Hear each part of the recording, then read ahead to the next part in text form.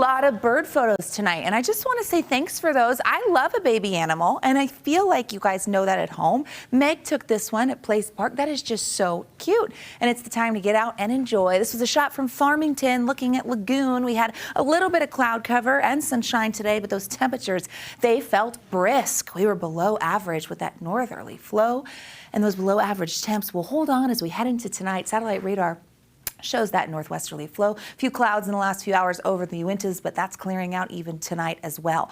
Could see a stray shower popping up near the state line. Let's recap because the moisture we received over the weekend, unbelievable. 1.4 inches in Kaysville, very soggy conditions, great totals, more than an inch in Centerville, close to that in portions of Salt Lake, 0.8 in Holiday and Spanish Fork.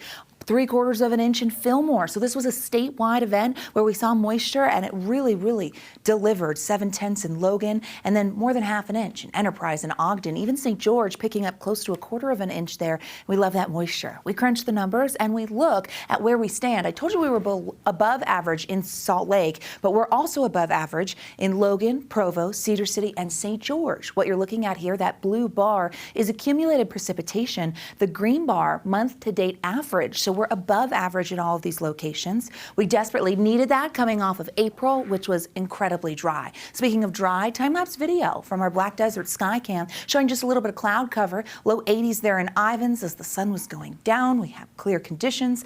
Pretty shot there in southern Utah. Another great one from St. George. This one from Jerry, taken from a plane. And this was over the weekend, and you can see the moisture present with the cumulus clouds. That's a great shot, Jerry. Thanks for sharing it with us. Highs today made it to 57 in Salt Lake. 74 is our average high, so we were well below that. 50s in northern Utah, 60s on the eastern side of the state. And we made it to 81 in St. George, but 87 is the average high this time of year. As we get through tonight, clear skies will give way to cold temperatures. We know those numbers will dip. 40s by the time we close out the newscast, getting into the mid to low 40s in outlying areas of northern Utah. And we know there are going to be places that drop into the 30s like Cache Valley and southern Utah and the central portion of the state. Low 50s by tomorrow morning with partly cloudy skies. That freeze warning in effect until 10 a.m. This includes portions of Juab, Millard County, the West Desert here, Beaver County, Iron County, places like Cedar City, Beaver, San Pete and Sevier Valleys, and the western Uinta Basin.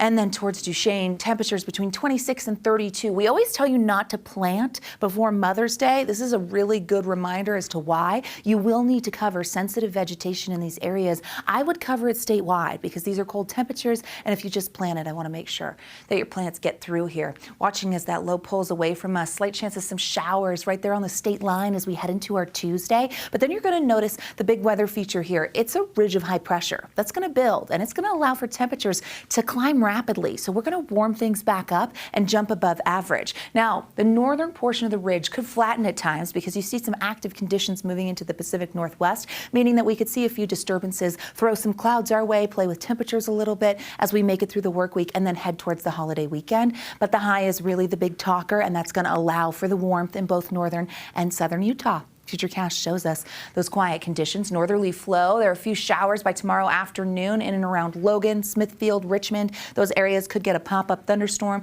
Also, southern Idaho and southwestern Wyoming. The rest of the state will stay quiet, and we continue to do that as we get through the work week. And that high pressure brings that sinking air with drier conditions. So fairly quiet there with a southerly flow. High temperature trend shows the above average warmth jumps in there by midweek and then stays there as we head towards the holiday weekend for northern Utah and, of course, for the south as well. Those temperatures are going to climb fast, especially in southern Utah. Tomorrow, 60s and low 70s in Salt Lake, mid 70s to upper 70s in Grand County, 73 in Cedar City, and 87 in St. George, which is average, so we'll take it. But we jump pretty quickly. How about some high 90s? We get those by Thursday with the winds picking up. Dry conditions in the south. Memorial Day weekend looks pleasant. Hot and sunny in southern Utah. The Wasatch Front begins that warming trend and the numbers climb. We're getting to the 80s, low 80s, and that will feel nice as we look at the holiday weekend. Slight chance of a storm and temperatures still above average with upper 70s. Hey, okay. That will be nice. Pretty. I know, it looks good. I wanted to fish at State Street. Sorry, you missed it by a couple decades. Okay.